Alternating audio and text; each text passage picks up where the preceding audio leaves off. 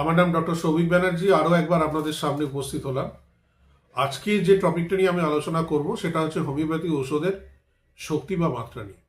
আপনারা যারা সাধারণ মানুষ বিভিন্ন সময় বিভিন্ন রকম হোমিওপ্যাথি ওষুধ আপনারা খান, তারা কি পরিমাণ শক্তি এবং কতটা মাত্রা ওষুধ খাবেন সেটার জন্যই বলা।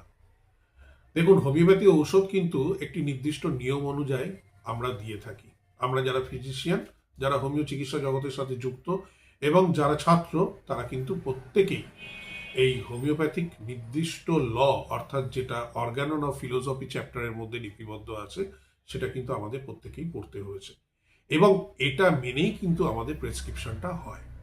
সুতরাং আপনাদের এই ল এর ধারাগুলো অনেক অ্যাফোরিজম, সেটা আপনাদের পক্ষে সম্ভব না বোঝা।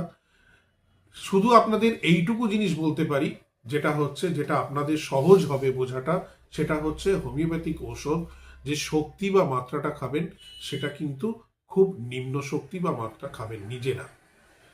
যদি দেখুন কোনো হোমিওপ্যাথিক চিকিৎসকের কাছে গেছেন, সেটা উনি ওনার নিজস্ব জ্ঞান বুদ্ধি দিয়ে, উনি ওনার নিজস্ব স্কিল দিয়ে, উনি আপনার কাছ থেকে টোটালিটি অফ সিমটম কালেক্ট করে যেটা ওনার মনে হয়েছে সেটা উনি লিখেছেন।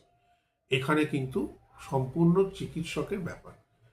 কিন্তু আমি আপনাদের বলছি, যারা শুধুমাত্র বাজার থেকে হোমিওপ্যাথি ঔষধ কিনে যারা খাবেন, তাদের জন্যই কিন্তু আমার এটা বলা, আপনারা যখন ওষুধ কিনবেন তখন মিনিমাম 30 পাওয়ার, হোমিওপ্যাথিতে একটা পাওয়ার বলে কথা আছে বা শক্তি বলে কথা আছে, সেটা হচ্ছে 6 থেকে শুরু হয় আপ টু সিএম পর্যন্ত।